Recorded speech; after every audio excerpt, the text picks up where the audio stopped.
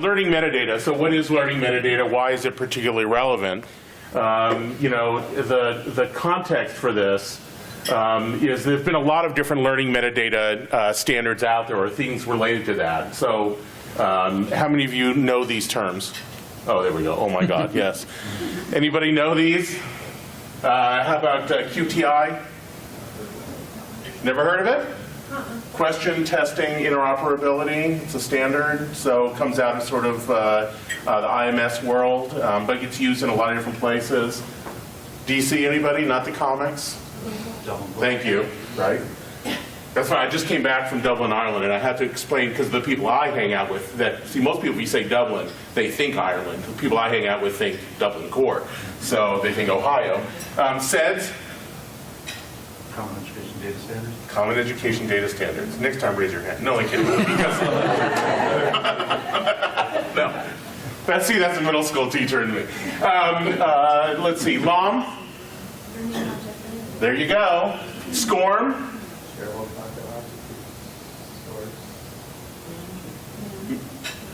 Resource. I think it is metadata.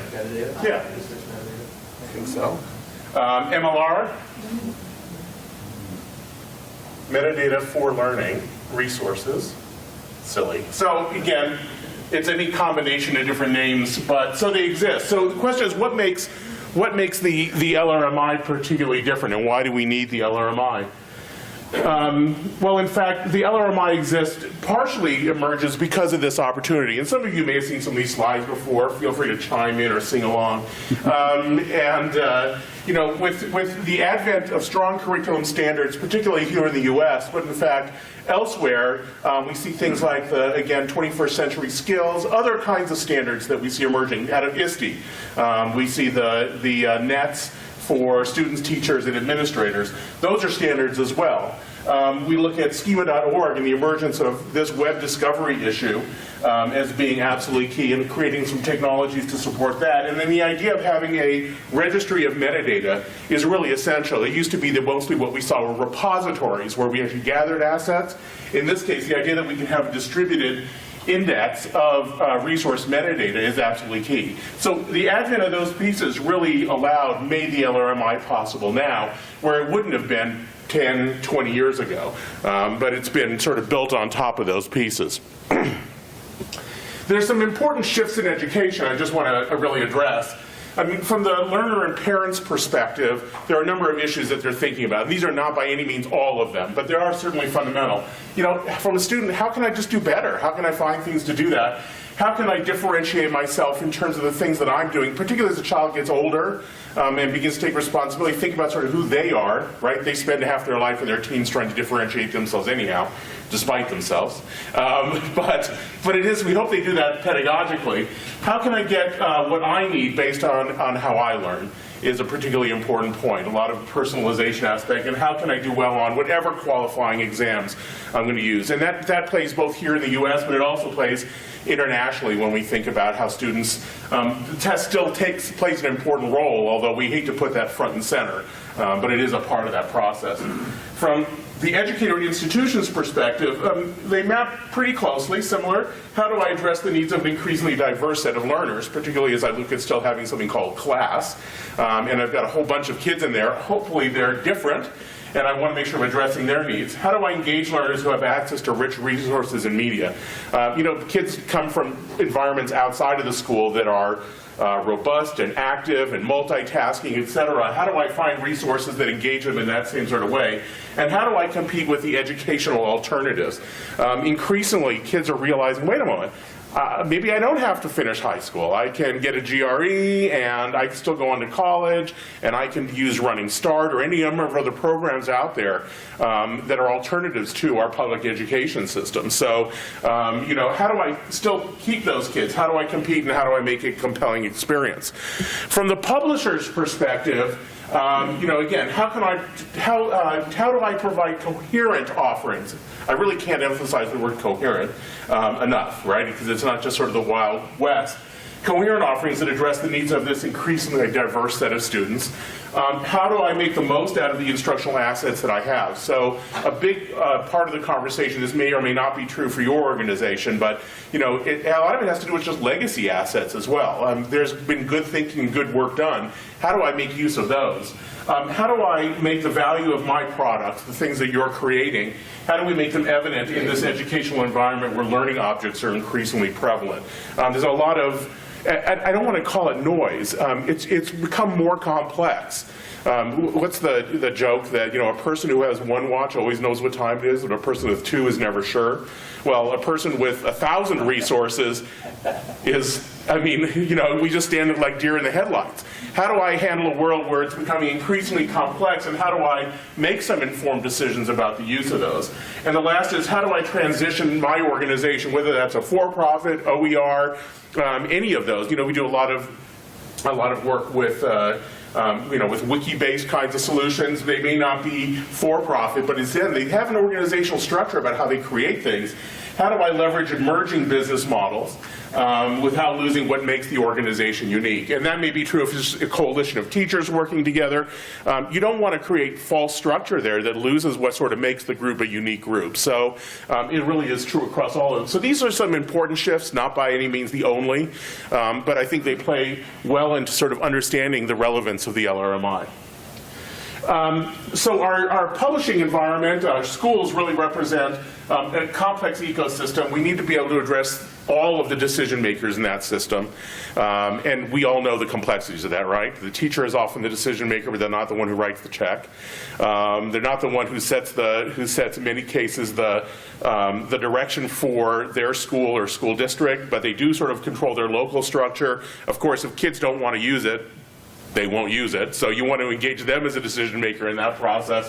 So it's complex, but I still believe that there always will be a place for thoughtfully developed instructional resources. And I'm not saying that what educators create is not thoughtful. I'm still a credentialed teacher, so, but sometimes we create things to address a particular moment in time instead of really stepping back and thinking about where does this fit in the larger structure? And I think there's room for both of those.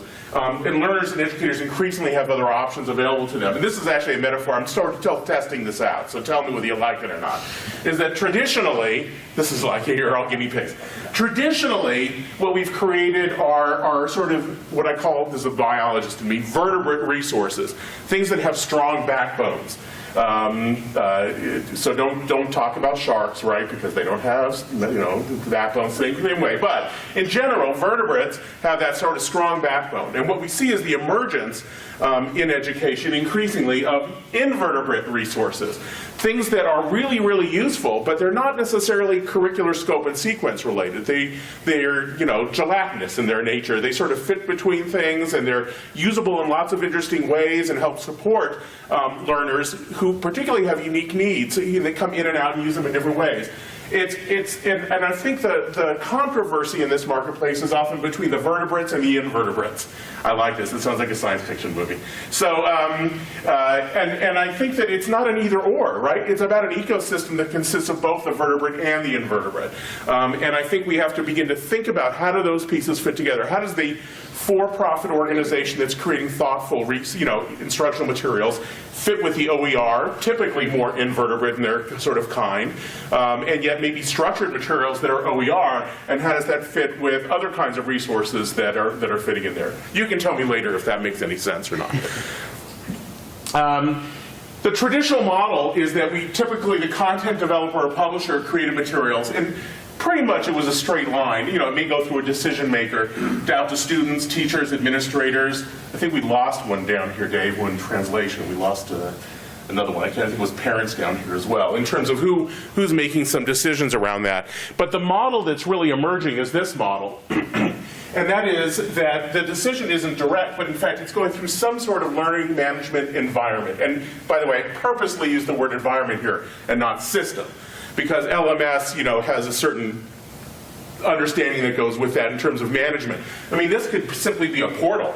that is directing you to a set of resources, or it could be somebody's blog who's talking about a resource and how it fits in context. But it's a little bit more of an indirect path, and this is really, I think, important because it does address how do we actually think about not being institutionally focused in how we think about resources, but being more learner focused and really look at sort of the needs of the learner. And what's key in this process is that if you're not just delivering directly, we need to find a way to describe the resources so that they can be part of that integrated learning management environment. And that's where I think the LRMI really comes into its own.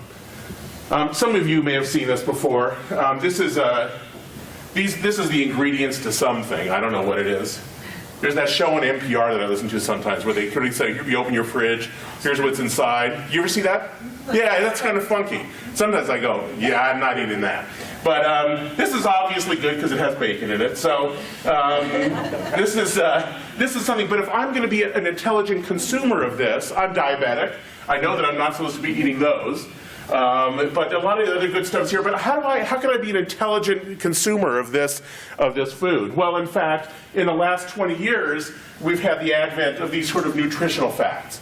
And the idea is that, and this is not directly related to this particular recipe, but I can actually here now make an informed decision. How many of you use these on the back of packaging? A few people? Yeah, good. That's great. I mean, that's great. And again, you can make smarter decisions that way. I mean, you can still kill yourself with horrible stuff, but at least you know you're doing it now. Define use. That's right, exactly. So, I always look down here to look at total carbs, how much of it is fiber, how much is sugar, and I can't do that with this. And so many times this is what we get when we look at instructional resources. I can see what it is, I can look at the table of contents, but what I don't get is something about sort of the pedagogical facts behind it, not nutritional facts, but something to understand that. And that's where the LRMI becomes really essential in terms of changing how we work. So this is an example that we've used for years now. How many of you have done the potato salad search? Okay, so you guys have done it. Have you seen how it works today? Okay, so it's changed. This continues to evolve as, so like they're trying to fool us. And just as I mentioned, just came back from Europe, and it's implemented differently there again. So if I'm searching on potato salad, I get about 30 million results because we need those many different kinds of potato salad, obviously. But if I go to search tools up here, I now can get ingredients, cook time, any calories, how much, I don't know what this other time is right here, but I can get a whole variety of other attributes associated with that. And that is, of course, schema. Schema.org and the attributes associated with schema.org, specifically around recipes. And what's fun is when you do this to an audience who is less engaged than all of you are into this world, immediately I lose everybody as they're all searching for potato salad. So, and actually so I can go in and underneath each one of these then I get a list of ingredients. I did this now about 1.5 years ago in Washington, D.C., and I thought it was interesting because what came up under ingredients was, one of them was vodka. And I thought, well, that's really interesting, but it's just another form of potato, so what the heck? So I can indicate whether I do or don't want that there, or I can go into cooking time, less than 15 minutes. I like that sort of cooking time, thinking about learning time. How long do the kids need to cogitate on that before they get it, maybe? How many calories? When was it last created? But if I go through and do a search, I can say less than 100 calories, as I've done up there. And then I can say, I also want something that takes less than 15 minutes. And I can really cull down that list.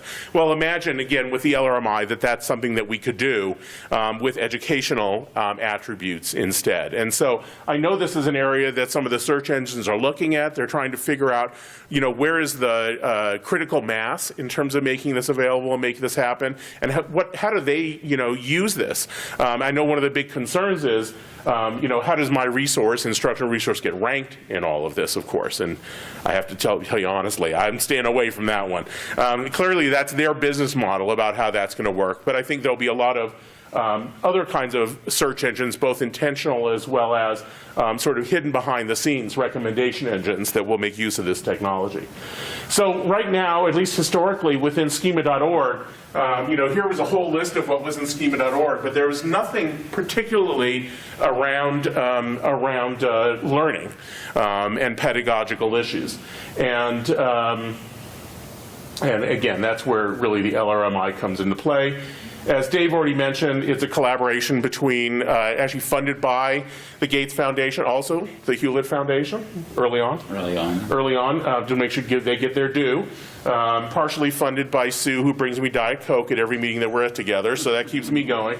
And Creative Commons and AEP. And Dave, did you talk when I ran out to get my clicker that's not working? You talked about it? Okay.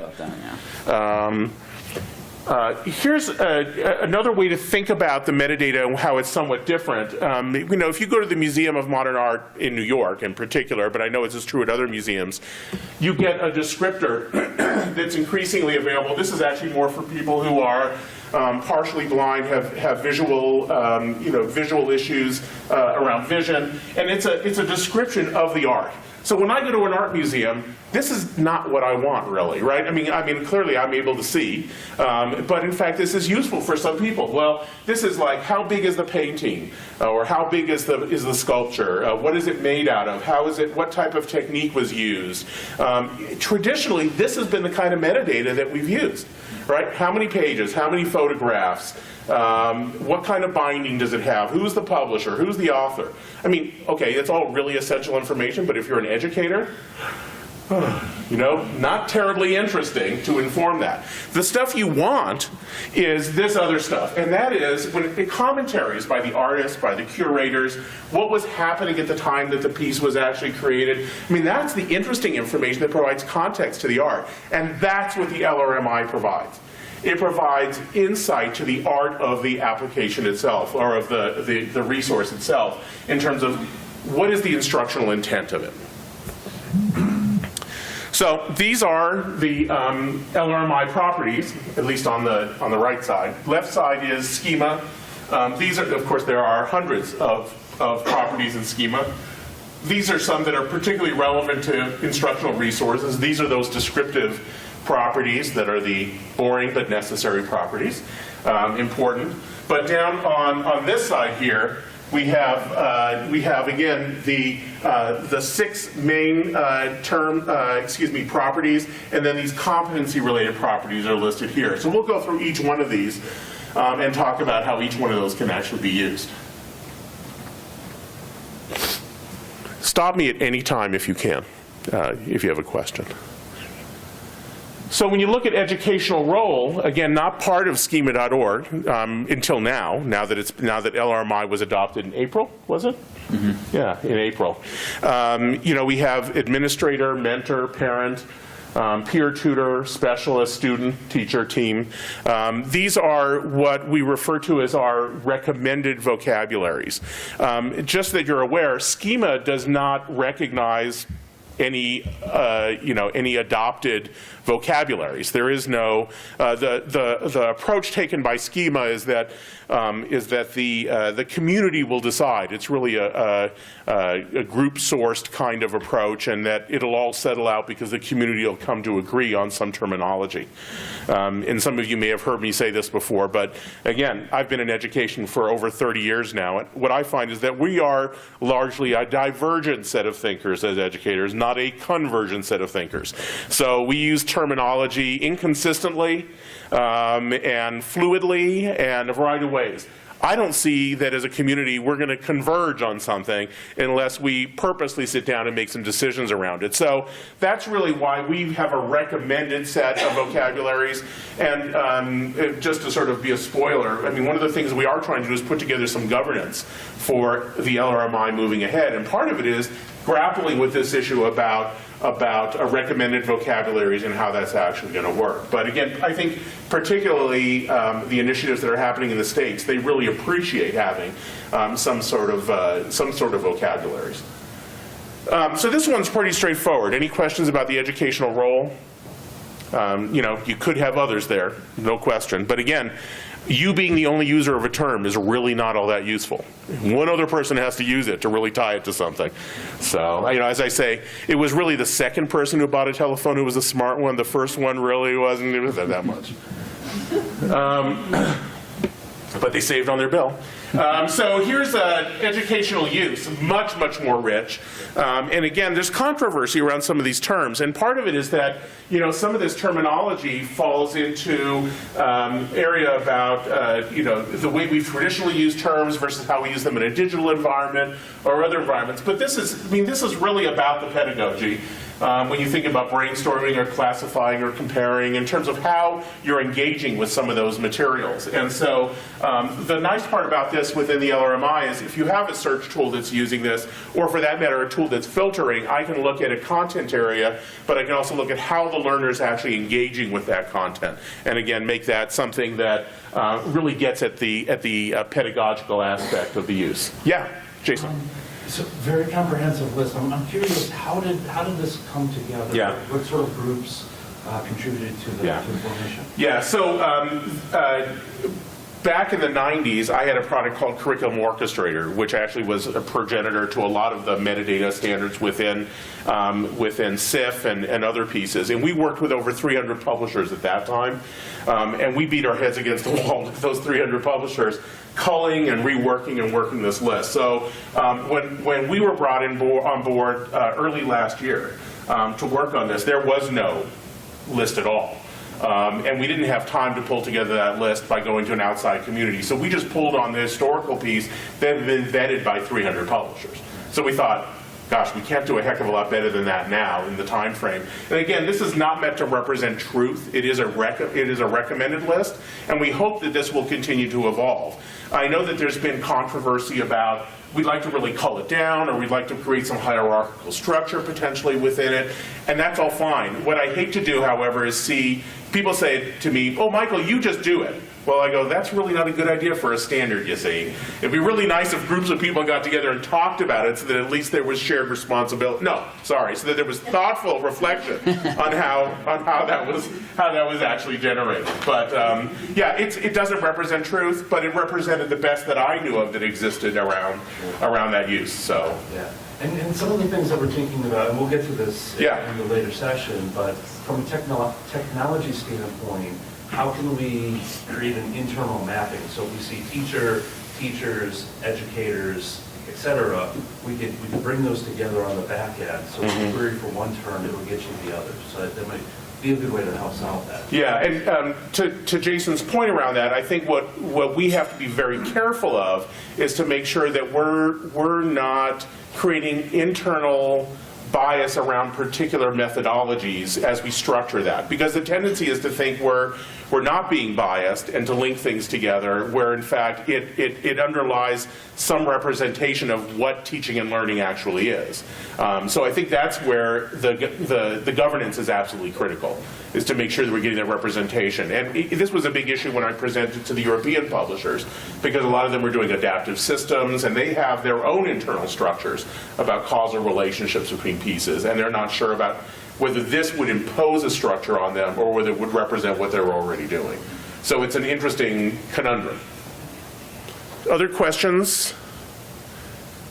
Okay. Interactivity type, I say this every time. This has its, this came from, I think, IEEE law, I think.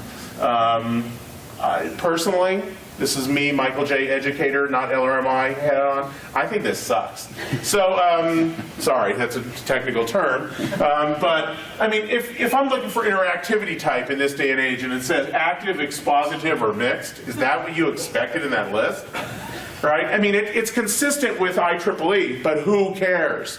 Let's make it something that's useful. So I think there's other kinds of interactivity, and I see this as being, early on the list once we get governance in place to really try to fix some of this and make it particularly useful to a classroom teacher, to somebody who's looking at curriculum about how to address that. This has always been controversial, and this, again, the idea of using age instead of grade is absolutely key because, again, it's intended to be an international standard. You know, the terminology, I actually have another slide that I don't have here that talks about sort of how we refer, you know, levels, or you could have level 2 second tier, or, I mean, it depends on where you are as to what we call these different things. So creating age ranges made the most sense. When we were given this project, we were told it had to be a range. I would much rather have had sort of a low and a high age as a set here. So just to piss off all the right people, what I did is in fact made these overlap one another, which really makes the technology people nervous, right? Like, okay, it either has to be 2 here or 2 here. You can't have it in both places. And I said, you know, kids don't fit neatly into these slots that way. And in fact, what I really want to see is, you know, it may be 2.5 and 5.8. At least it gives you, at least acknowledges the fact that kids are not, it's not like they're all lockstep in the same kind of way. I see this evolving, but I think this works nicely. And I know that there are tools being built to then map this to whatever the local representation is of grade level or how that fits. Yeah, Jason. And just to note, and this may be coming out, but there's a construct, the standards alignment, the educational alignment construct that have also taken the U.S. grade levels. Yeah. You have that kind of data available and would like to use it. Yeah, and so what's interesting about, and again, I love these conversations, which either makes me sick or I don't know, but this issue about age, whether it's explicitly stated here as related to the resource, or whether it has to do with whether you're mapping it to an official standard and what the standard indicates, because in fact they could be 2 different things. I may in fact be working on something that is indicated in the standard for being for a child of grade 12, of age 12. But in fact, I want a resource that plays to a child of age 18. So it might be that they're 2 different things in terms of how we handle that kind of accountability and the nature of the engagement of the resource. So it may appear in multiple ways and used in different ways within the spec. Learning resource type, this is the one that gets really tricky. You know, the tendency is to say it's a book. Well, you know, books, what does that mean nowadays? When I'm going to give you a book, does that mean I'm giving you a PDF? Am I giving you something that's an EPUB 3 file? Am I giving you actually a physical book? What's that? I mean, what is it that I'm handing you? So this is really about the type of resource, whether it's an audio, broadcast, discussion. I mean, these are meant to be types of resources, not the media in which they're actually being distributed. So again, trying to be neutral around that. It has its social aspects to it because of their common usage. And I expect that this will continue to evolve. So, I have a quick question. Yeah. Looks like there's some overlap with the educational role field. Do you guys see you trying to separate those to make them more unique? Again, this is where we'd like to really go out to the community and ask how we think that should take place, because there's some traditional uses of some of that terminology that inherently has that overlap. And so the danger with any standard is you created an artificial construct that nobody understands. And so people go, oh, that's great, I really don't understand how to use it. Or you try to kind of reflect common usage and evolve that. So we're sort of at that stage right now that we don't want it to be such a foreign thing that people don't know how to use it, but at the same time recognize that there's ambiguity here. So I'd love to see us separate that, but if it makes it unuseful, then I'm reticent to sort of move it that direction. But again, that's hopefully, again, this governance issue, that hopefully we'll get some direction from the community about how to do that. And again, I personally, and I think many others who are involved with this agree, we don't want this to become some academic process, just for the sake of, you know, of just discussing what it academically should be. It needs to be very pragmatic. It needs to be actually useful by a classroom teacher, by a parent, by a student, by somebody who's actually doing it. Alignment type, and we're going to get into this, and I know Sue's going to be talking about this a lot later. Alignment type. So you can actually point to an educational standard, and an educational standard could be the Common Core standard. It could be a state standard. It could be the Project 21 21st Century Skills standard. It could be a Lexile, reading comprehension level as a standard. It could be anything. It could be a standard. And then we can actually indicate that it assesses, teaches, or requires that. That's really the three major indications there. But it allows me to indicate, is there a concept that's a prerequisite to the use of this? And that means that it requires that knowledge in order to be able to use it? Or does it teach that concept, or does it assess that concept? Those are really the three major constraints now.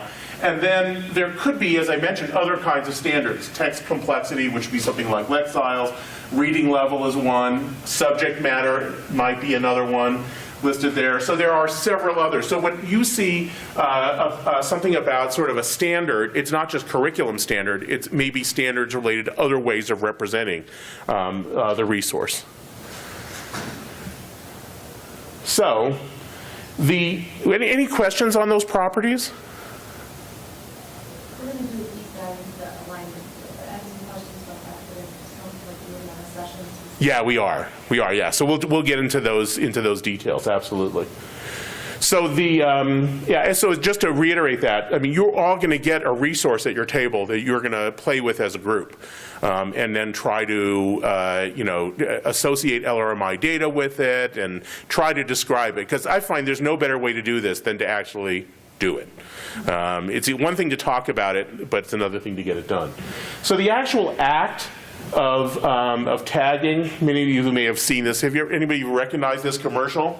This is actually an old Apple commercial for the Apple II GS.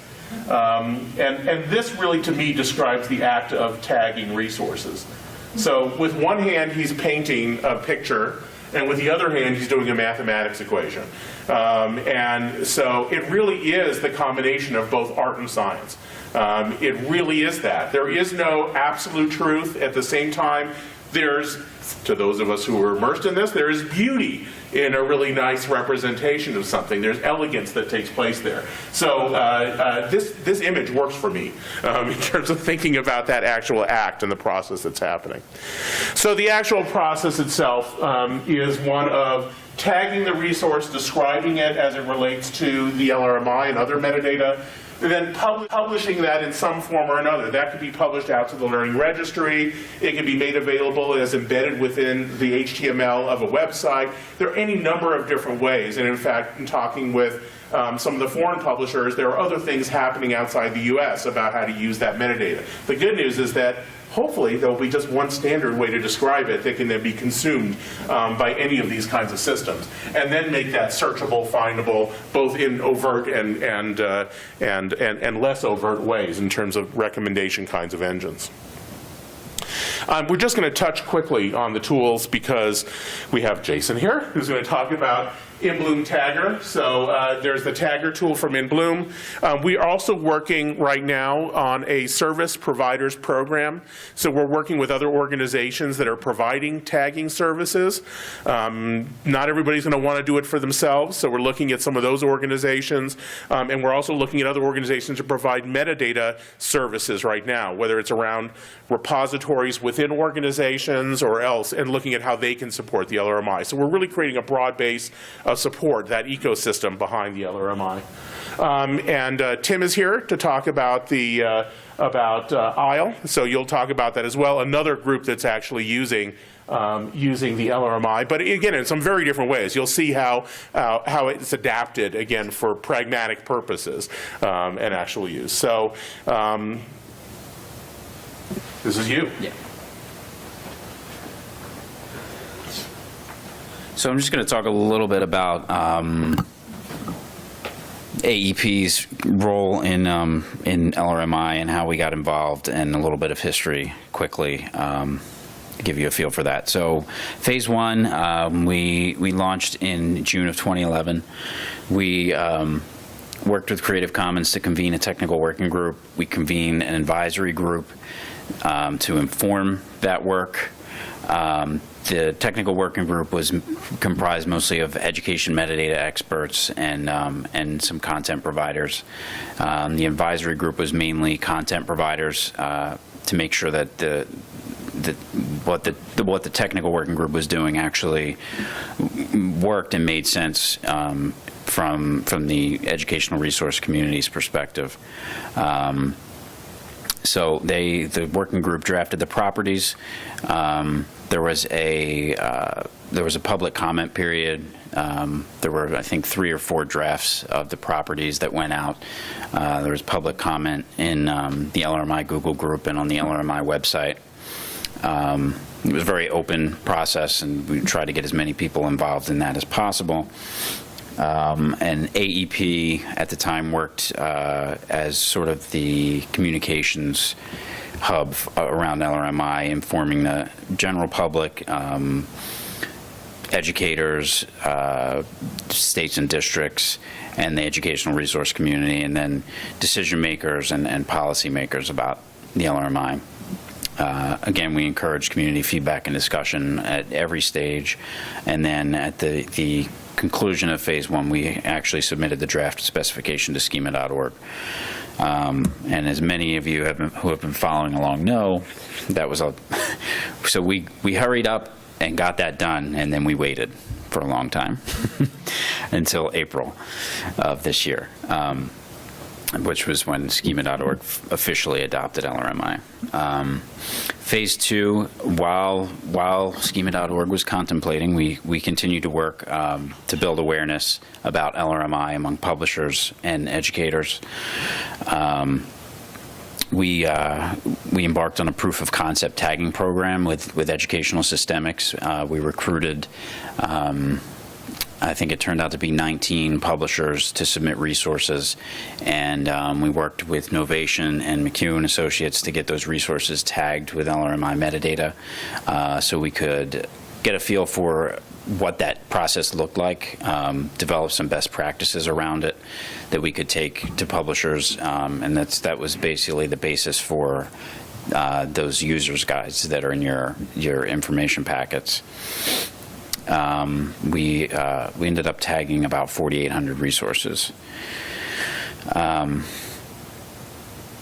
We collaborated with a group that was building what would become the In Bloom Tagger, working closely with them to provide feedback on publishers' needs and how that tool is going to work within publishers' workflows or content creators' workflows. We conducted some educator and publisher surveys around LRMI to get a feel for the awareness level, the need, challenges that both educators and publishers were facing in terms of discoverability of resources.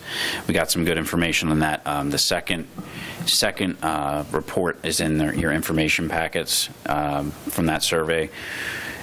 Big key being that publisher awareness increased from like 47% to 86% over a year. So yay for us. And continue to work to encourage schema.org adoption and providing hands-on publisher tagging support. Phase 3, the focus shifted from doing the tagging for publishers to supporting publishers and doing tagging themselves. So we're creating some more tools and resources around that. We're updating the user guides. We provide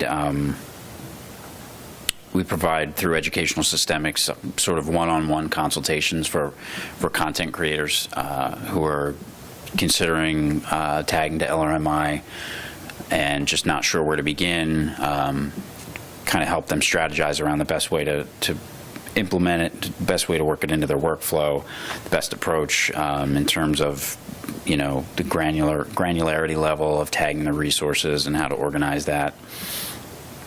We're working with, you'll hear a little bit later on from Thor Pritchard from Clarity Innovations, where we just engaged in a project with them to develop a sandbox node on the Learning Registry, because one of the things that we discovered in conversations with content creators is their awareness level about the Learning Registry is low, and then the publishers who are aware of it either don't fully grasp it and what it could do for them, or it kind of scares them a little bit because they don't understand it. So it's a place for publishers to get a better feel for what the Learning Registry is, what it can do for them, get their feet wet, and then hopefully get them engaged in publishing their metadata to the Learning Registry.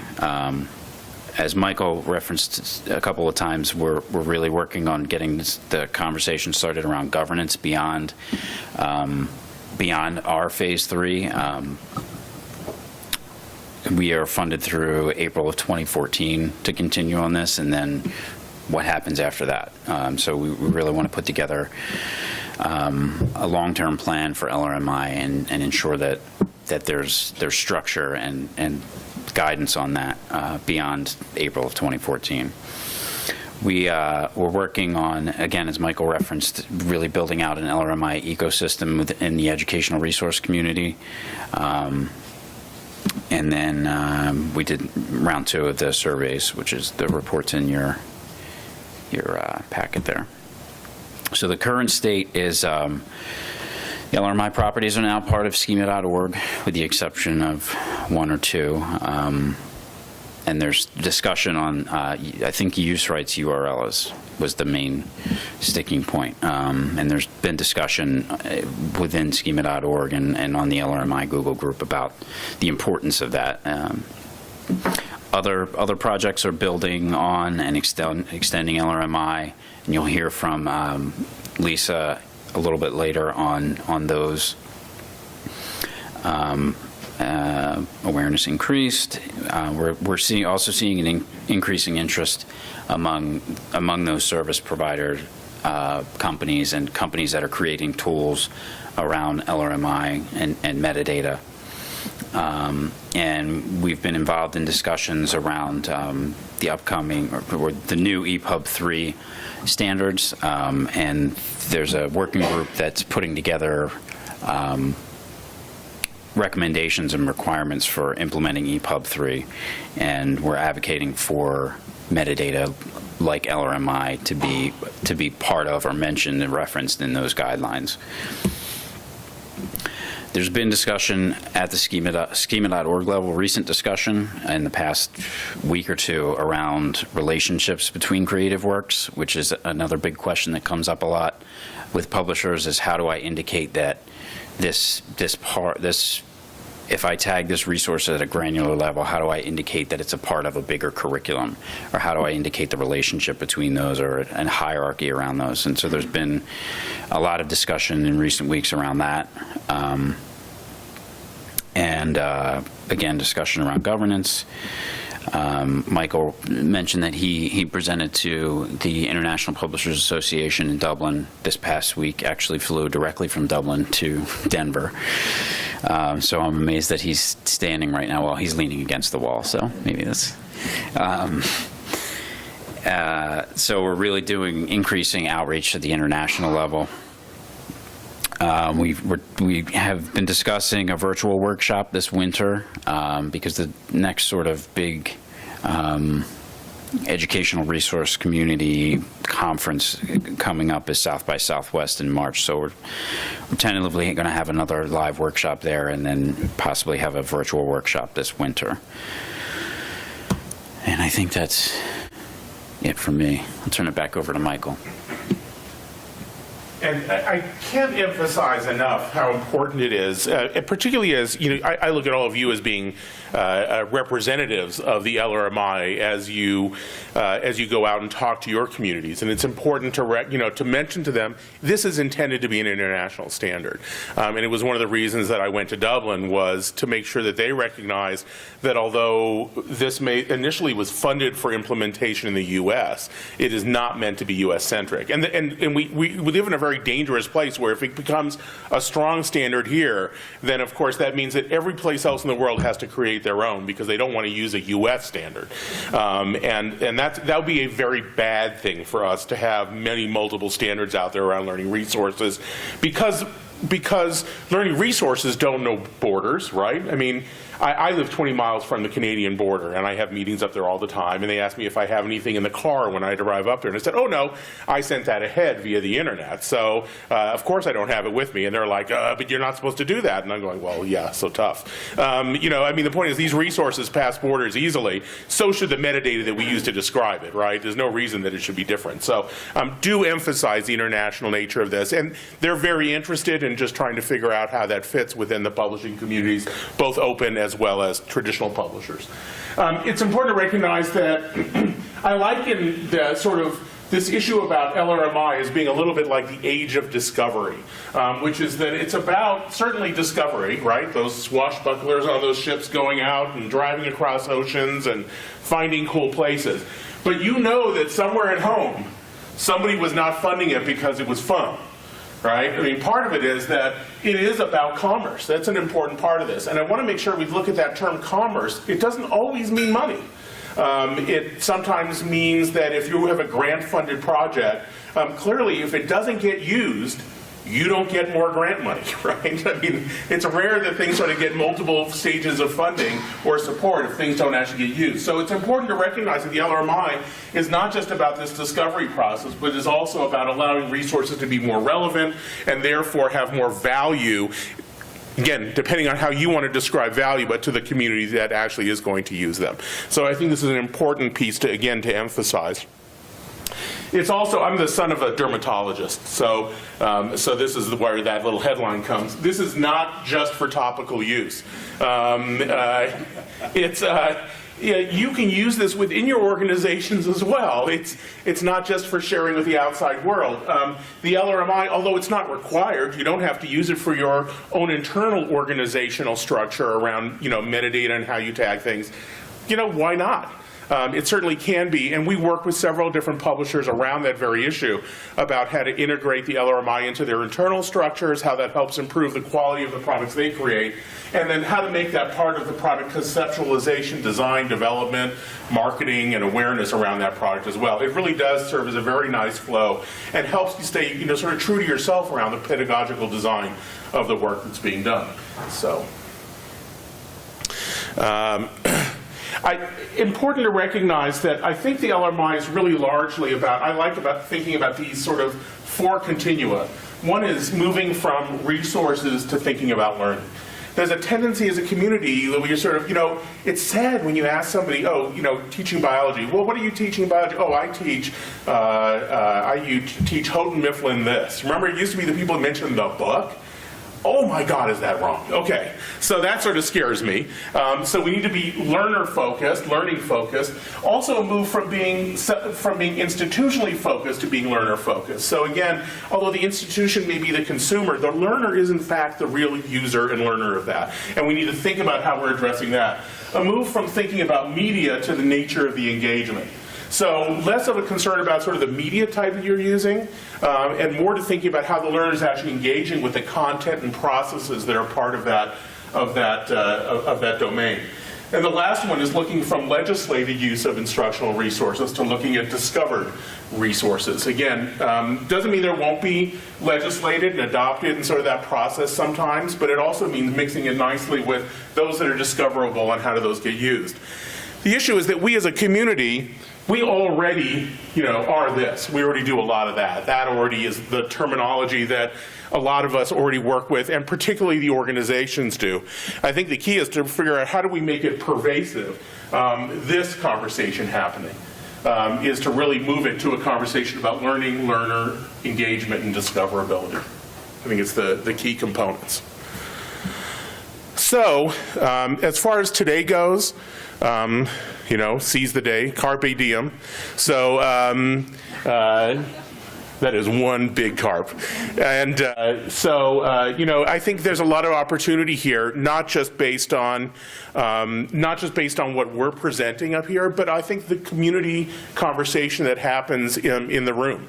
And that's the reason we've structured the day the way we have, is that hopefully you'll be able to call on each other. I know many of you are from the same organizations, but I suggest that you sort of break up and intertwine with other people to really engage with different kinds of resources and different discussions. It is a community process. There is no, remember, art and science. We need to figure this out together. So I think that's, a little bit more. Sorry, just one more slide, I think. I forgot, David, you put this in here. There's a number of ways. We're funded to help you, right? So, I hate just sitting on my butt someplace doing nothing. So make me work. Tila also and other members of the team. we're really here to help your organization understand how to use the LRMI.